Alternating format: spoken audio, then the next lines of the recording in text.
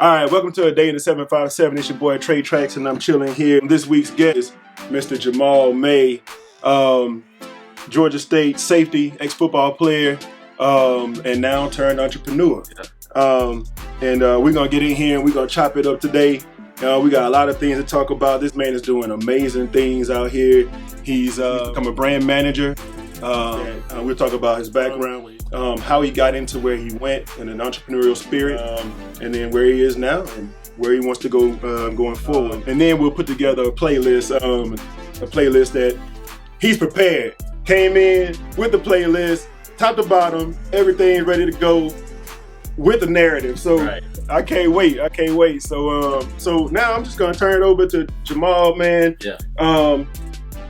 Let him know who Jamaal May is, man. Okay, well, first, appreciate you having me. No doubt. So, I say Atlanta, but for my folks that are from Atlanta or know Georgia, I'm about 30 minutes south in Henry County. Yeah. So that's where I'm from, the south of the south side, I like to call it sometimes.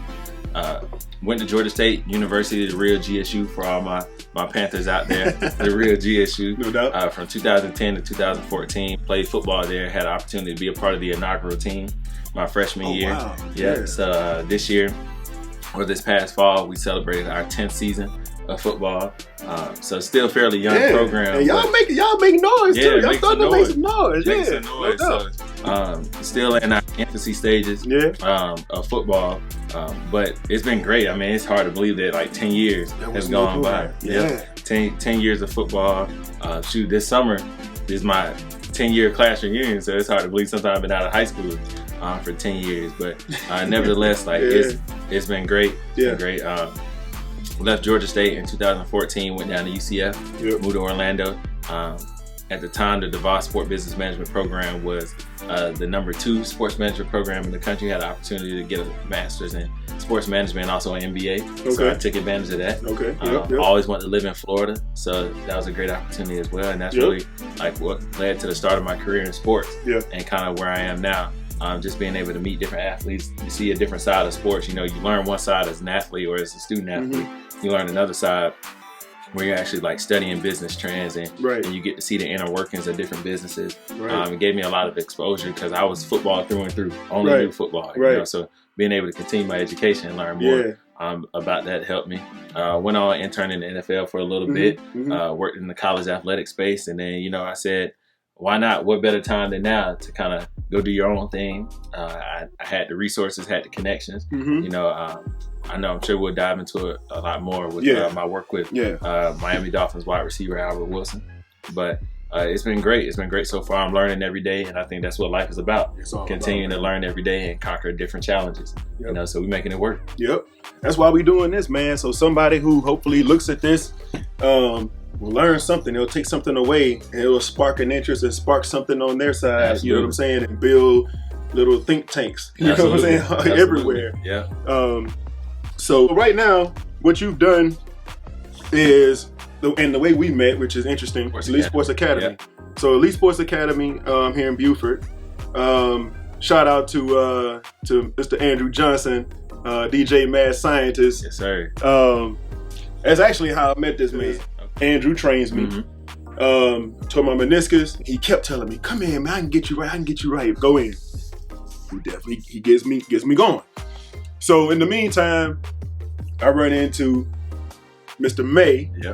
And the first thing I think was we find out we were I think we were frat. And I think I had Wipe It Down playing, and I was strolling in the gym, which I tend to do very often, But I was on the Ox that day, and I dropped some Boosie. And, they were hyping it up, so you had to get it going. Yo to the Noops. Right. So that was the first thing, and then we just started talking from there.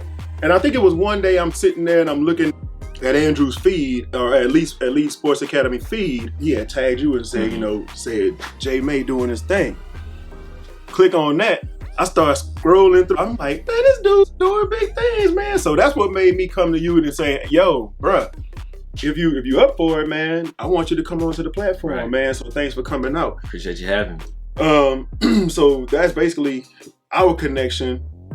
And so now, you know, one of the things that I do notice, especially with social media and everybody having a podcast, everybody having some music, everybody having a business, everybody having something, what is separating people are the ones who actually have good brand management, right? And you are emerging brand managers. So let's talk about that. First off, let's kind of give an idea of what brand management entails for those who out there may be looking or may not even know they need brand management. Yeah.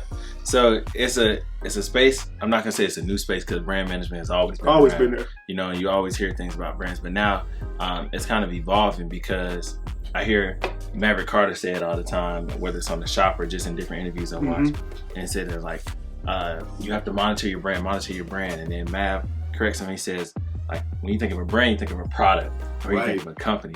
Like, people aren't brands, you know, people are just themselves, you know. True. So when it comes to a business like Elite, or when it comes to like music or sports, and you're talking about a brand, things have to make sense. They have to tie together, you know. So I think that's my approach to brand management, you know, is finding how you can connect with a certain audience. Right. What's the message that you want to relay? You know, what are things that you're passionate about, and how can you use a certain platform or that brand to reach that audience or to be as impactful as you like to be. Right. You know, so when it comes to managing athletes or artists, I'm sure you get pitched a lot, or you have a lot of opportunities come your way, but it has to make sense. It has to make sense. Yep. You know, you don't want to just get into the space of jumping on and taking every opportunity just because money or dollars are thrown at you. When it comes to managers and other people with stake in the game who are trying to seek opportunities, it's important for them or for us to understand as well. Like, it has to make sense with like knowing your client, knowing your artist, knowing your athlete. What are some of the things that they're passionate about? So when you're pitching to a brand, why it makes sense for you all to partner together. It says, all right, tell a story, and this is how this athlete can help portray the story. This is how some of the missions are aligned. So you look up the CEOs of those companies or the directors of those programs, or however, you learn more about them, about their story, what they're passionate about. For example, I work with Miami Dolphins wide receiver Albert Wilson, and we do a lot of work with youth in foster care in Florida. Albert was a product of the Florida foster care system. So when we reach out to different companies and we want to partner, companies like Mattress Firm specifically give all of their philanthropic efforts go to you in foster care. So it has to make sense. It's a connection, you know. So those are some of the things that we look for. So the brands have to make sense, and the brands are ultimately going to help portray or relay the story that you want to get across. So I think that's extremely important. And what is a typical day like for you in brand management? Great question. Right now, I solely work with Albert Wilson. Solely work with him.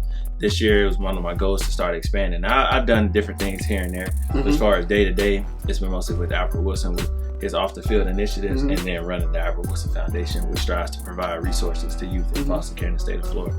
So day to day, I wake up responding to emails, I'm reaching out, and I'm constantly searching new opportunities, not only for him, but then just organizations or different organizations that we can partner with to help reach the goals that we're trying to achieve, and ultimately serve the population that we're trying to serve.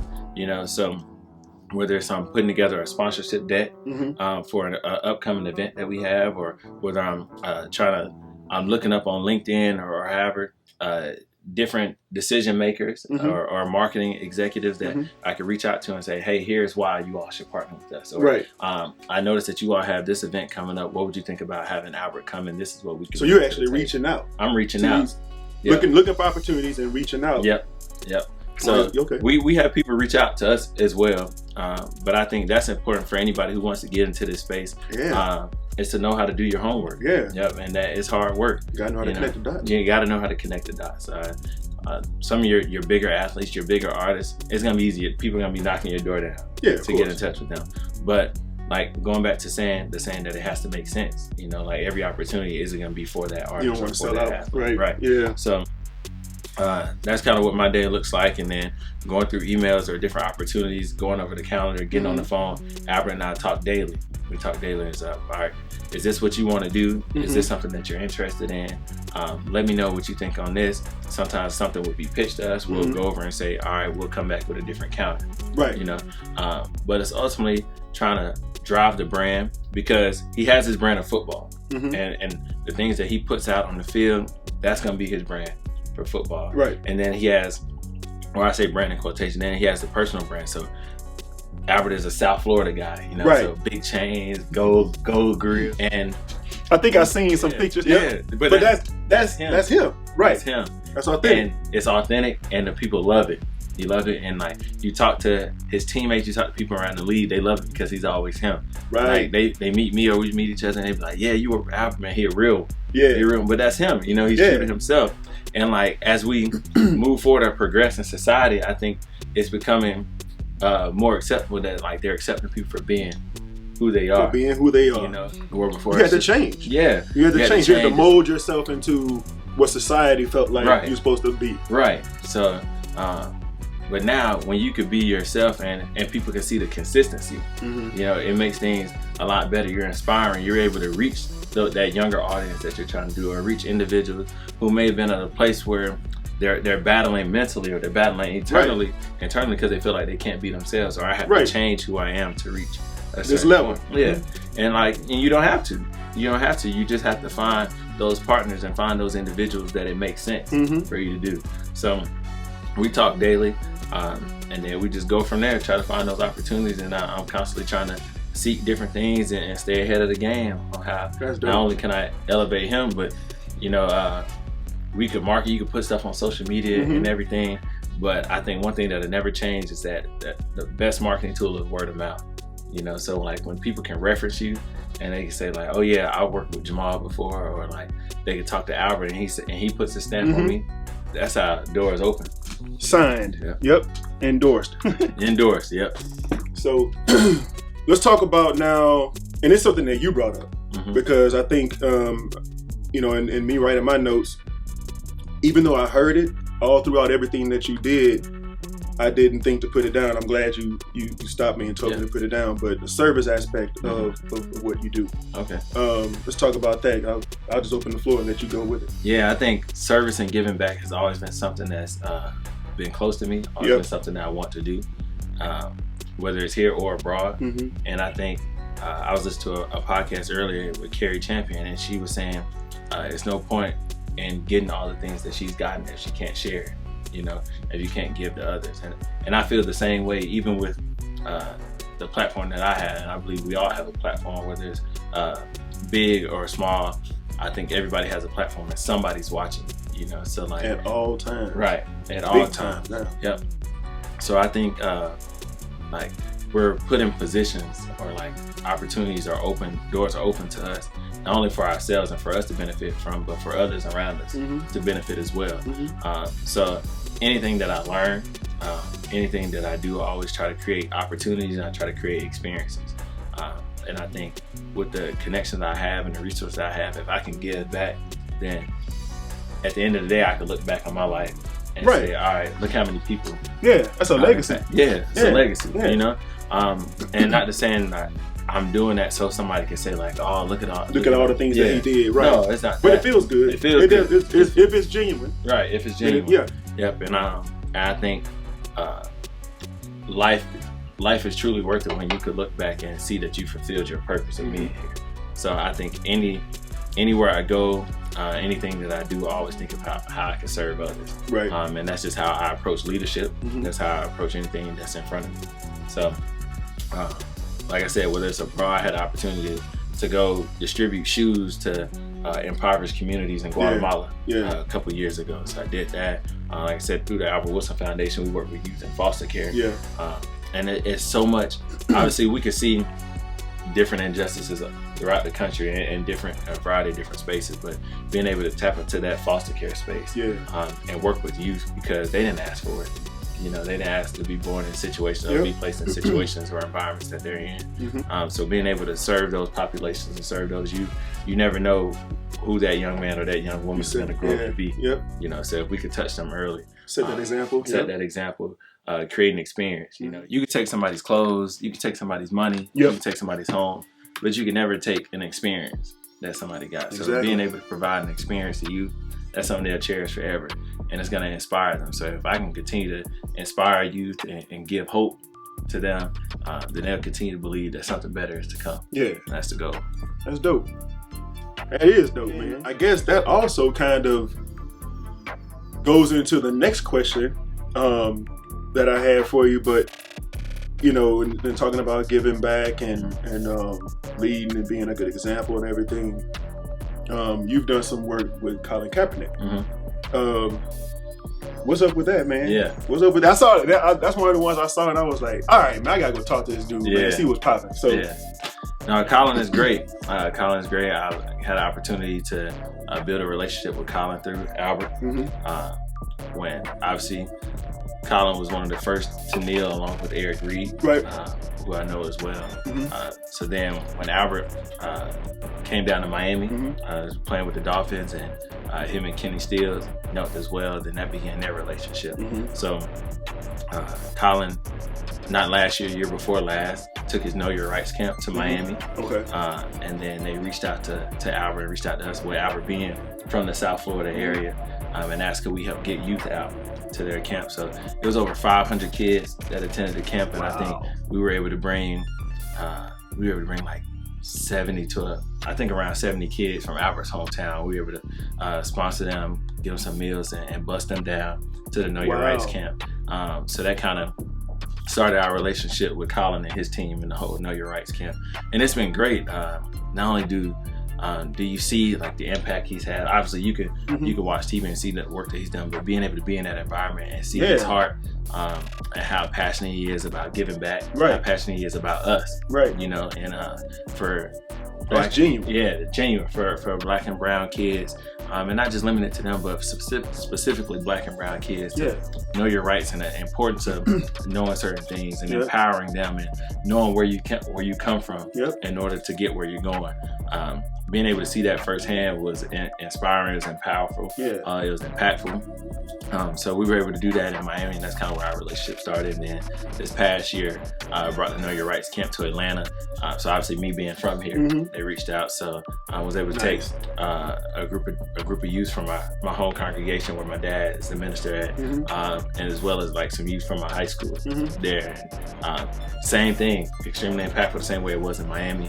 And I just look forward to continuing to work with him and his team and his staff to impact youth all over the country, man. It's been I've learned a lot, so I know the kids get a lot out of it as well. Wow. Yeah, I mean, that just for them to be able to be close to, you know, a figure that they look up to like that is great. And then the fact that that figure is actually doing things that's actually changing the world. Exactly. That's something that we talk about often. I talk with him, or I talk with Nessa about that, like years from now, you know, I mean, you have a daughter who's gonna probably see this in the school books one day, or have to talk about it. When I have kids, or just youth in general, going forward, like one day this is gonna come up. You can't talk about sports, or you can't talk about history in general without talking about Colin Kaepernick. You know, so one day our kids are gonna get older and they're gonna ask questions, thinking like, "Hey, where were you when this happened?" Or like, "What were your thoughts? What do you remember about this situation?" And I just looking ahead, I want to be able to tell my kids that I was on the right side of history and where I stood and how I stood in solidarity. You got a chance to actually make a difference. Make a difference. And that's, I think, you know, with social media and everybody having the opportunity to just be able to knee-jerk, you know, always have a response to something. There's a lot of people with a lot of opinion and a lot of response, but not enough people just doing. You know what I mean? Yeah. Going out there, finding out how you can make an impact. And I know some people think it's impossible to get out there and make an impact. You know, you may not have a person that can meet Colin Kaepernick, but guarantee you got somebody that's one person away, or you know somebody that can help you get something going. Right. And that's the big thing. It's so much that everybody can do right where you are, you know, and it doesn't always have to be on a grand stage, or you don't always have to have celebrities around you to do stuff. It's little things that we can do. It's having conversations like we're having now, you know, and never know who's going to listen to this, and it may spark them to go look up something or to go research something, you know. I think that's the most important thing we can do, is continue the conversation. You know, once we stop talking about our history, once we stop talking about where we come from or where we're going. Once our voices are silenced, then that's when that's when we've lost. That's when you lost. You know, yeah. But as long as we can continue to have conversations, then doors are going to open. Yep. We're going to continue to empower each other, and that's the stronger we'll be able to become. Yep. It's happening, bro. Yep. So one of the things that I do like to do on here, and the last couple guests, we didn't get a chance to get to it, but I definitely want to get to it, and this is the playlist. All right. So let's see what we got, man. Okay. You came prepared because usually we'll come off the top of the dome, but this one I'm ready for. Okay. I mean, if you want me to come off the dome, we can come. I want to hear the prepared stuff because, and then I know because we met in a training environment, right? So you got a narrative with it. Similar, I do similar playlists and stuff like that. And some of it you may not even think you put that on a workout, but yeah, I got my reasons. So I want to know what you got. Okay. So, real big into music. I love music. I think music speaks to you like no other thing does. So. Obviously, we talked about Elite Sports Academy. A lot of times I'm on the aux, I control the tunes. But this is just like my personal ultimate workout list. All right. Right now. I try to put a nice little mix, but... Are you doing it from are you doing it from your least favorite to favorite, or are you just putting it on a list? It's got a narrative, so there's a reason why. Yeah. Okay. Yeah. Let's roll with it. I'm going to go through the progression. Let's roll with it. The progression. All right. So, little known fact, huge Beyonce fan. People who've grown up with me would know that I love Beyonce, but for those that don't know, huge Beyonce fan. So there's a progression. So, where I'm warming up, getting loose, I might start with a slower song. Okay. So, the first song on the playlist is EXO by Beyonce. Okay. And I think the lyrics, just the things that she says and how she speaks, just how the song transitions, that's where we're starting off. Broken Hearted Girl, kind of the same thing by Beyonce, just the lyrics and the transition. And then we start picking it up a little bit. So we'll go to Drake Practice. All right. Go to Drake Practice just because I'm from Atlanta. I love strip club songs. And so music like that.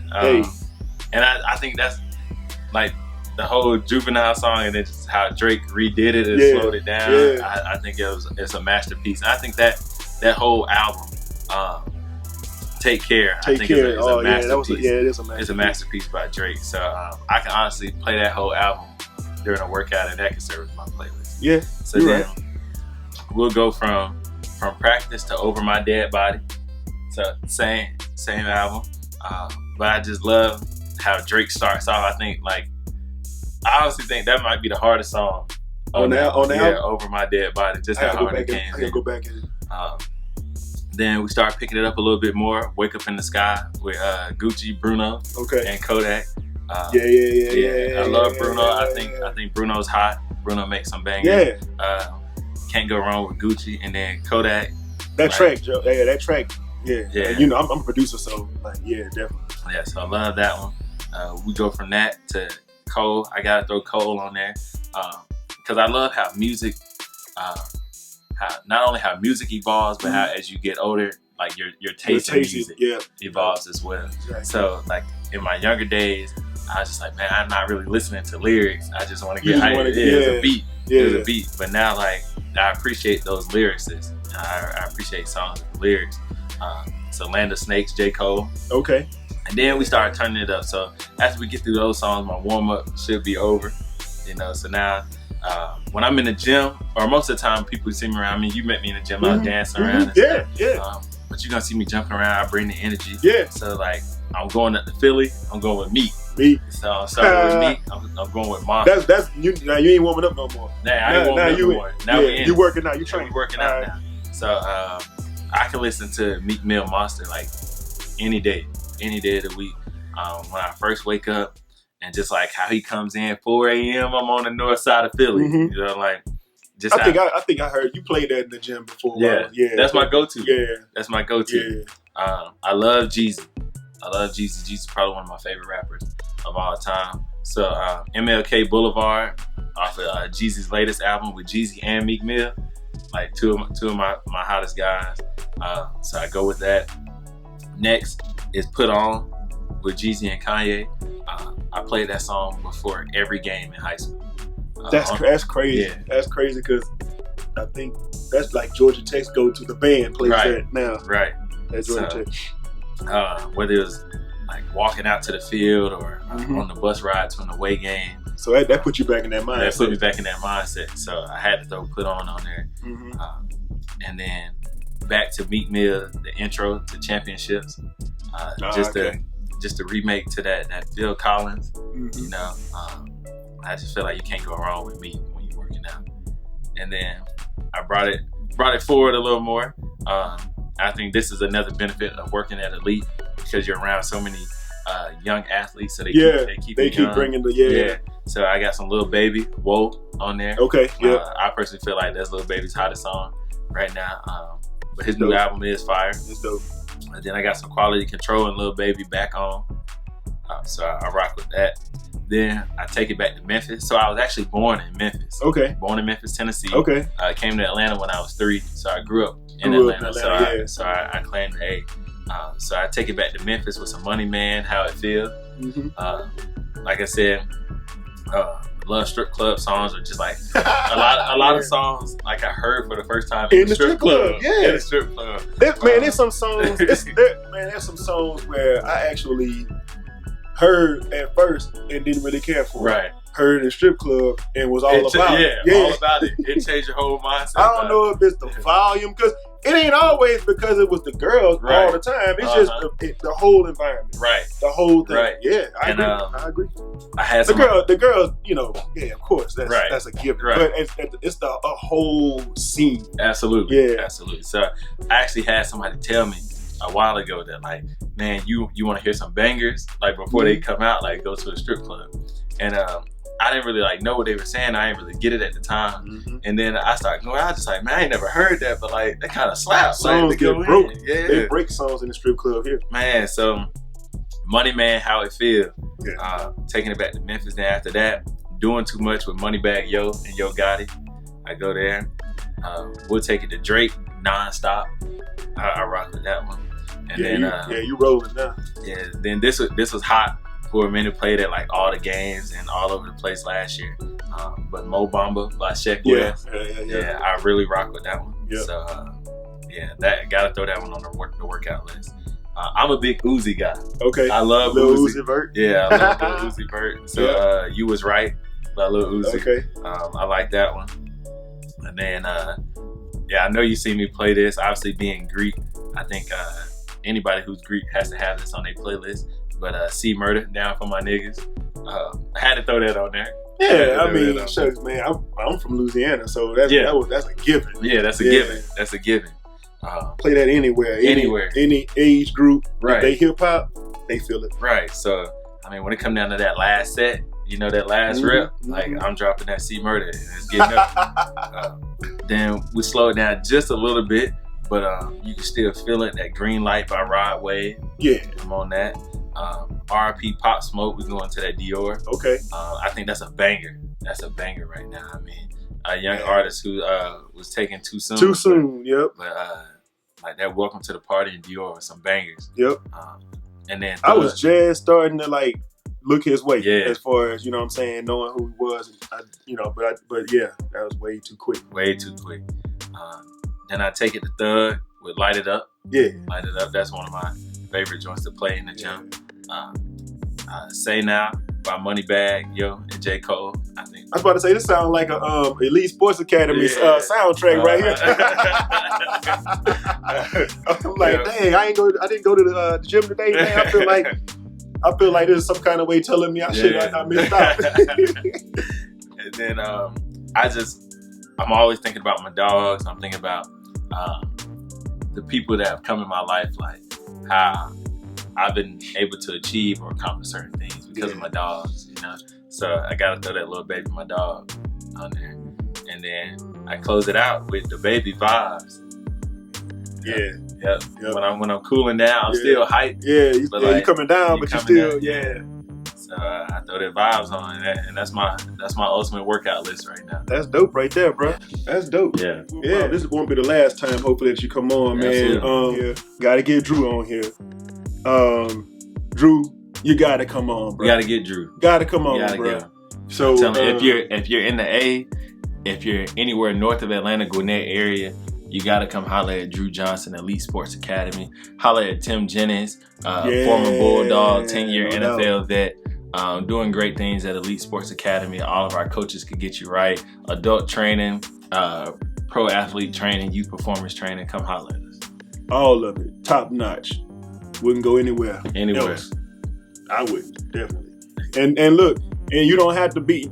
Yeah, they training big dogs in there, but normal people like myself can go in there and work out. I mean, look, man, you D1 athlete. I'm just saying, people in there are impressive. Everybody in there is impressive because everybody in there is going hard. Right. You know what I'm saying? But it's everybody going hard from the regular person walking in to the athlete that's, you know what I'm saying, that's big time. Yeah. You feel me? But everybody in there, nobody got no airs. Everybody in there just, what's happening? What's going on? You know, they motivate you. Yeah. So, and that's what it's about. One-stop shop for everything. You know? I love it, bro. Going back to that service. Exactly. That service is just another avenue to serve people. Exactly. Yeah. Yep. Love it, bro. Well, bro, thank you for coming through. Hey, appreciate you having me. Got the playlist, got the whole rundown. Now we got J May up in here, man. So give them all your information on your Instagram, your Facebook, your everything that they got, your TikTok, whatever you're doing, man. TikTok, we try to grow that. We try to grow that, but I do love TikTok. So dude, I just started TikTok, bro. Yeah, stay tuned. And my old ass just started. It is funny, but it's fun. Yeah, it's fun. I ain't gonna lie, it's fun. So I'm sorry, kids, but I'm on TikTok now, so look out. But yeah, follow me on Instagram _J.May, on Twitter at Jamaal May. Replace the L with the number 1. And we out, man. Feel free to connect, man. I'm in the A. I'm around. I'm back and forth between Atlanta and Miami. So wherever you are, just let me know. I'm always down to meet. No doubt. Straight up.